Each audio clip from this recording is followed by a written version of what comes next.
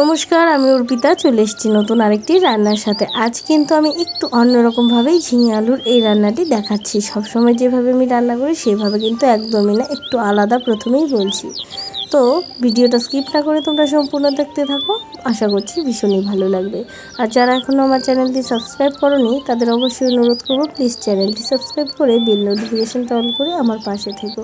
তো দেখতেই পাচ্ছ নিয়েছি এখানে আমি কাতলা মাছ, তোমরা যে কোনো মাছ নিতে পারো। আর নিয়েছি ঝিঙে, আর কেটে নিয়েছিলাম সাথে আলু। ঝিঙে আলু মাছের ঝোল তো প্রায় সকলেই পারো কম বেশি, এক একজন একটু এক এক রকম করে করা হয় এই আর কি।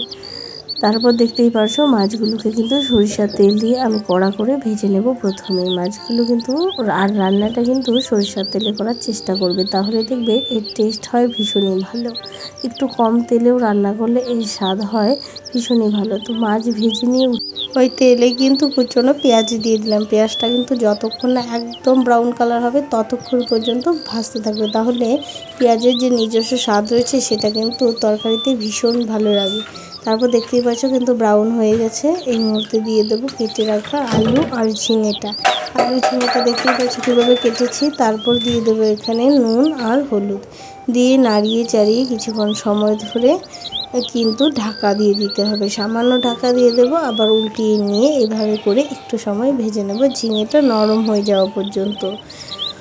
আর এই গরমে এই ঝিঙে আলুর পাতলা ঝোল দিয়ে দুপুরবেলা এক থালা ভাত খেলে মনে যে কি শান্তি হয় সে আর কি বলবো। তারপর আর একটু সামান্য ভেজে নিয়েছি, খুব বেশি কিন্তু ভাজিনি, দেখতেই পারছো।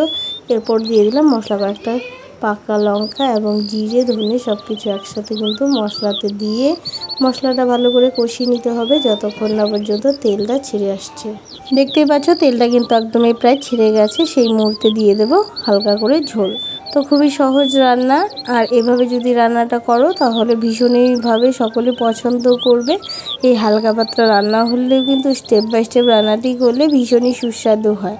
তো কেমন লেগেছে অবশ্যই কিন্তু কমেন্টে জানাতে ভুলবো না। আর যারা আমার নিয়মিত ভিডিও দেখো তাদের অসংখ্য ধন্যবাদ। আর দেখতেই পাচ্ছ ঝোলের কিন্তু সাইডে তেলটা সরে গেছে। যখনই কেউ বুঝবে না যে রান্নাটা আমাদের কি হয়েছে কি হয়নি, তখন কিন্তু এটা দেখে অনেকেই বুঝতে পারো। যারা নতুন রয়েছে, যারা সবসময় রান্না করো তাদের তো আর বলার কোনো ব্যাপার না। এই যারা নতুন রয়েছে তারা কিন্তু এই যে সাইডে একটু তেলটা সরে সরে গিয়ে কালচে কালার ধরেছে সেটা দেখে বুঝে যাবে। তো আজকের জন্য এই পর্যন্ত, দেখা হবে নতুন আরেকটি রান্নার সাথে।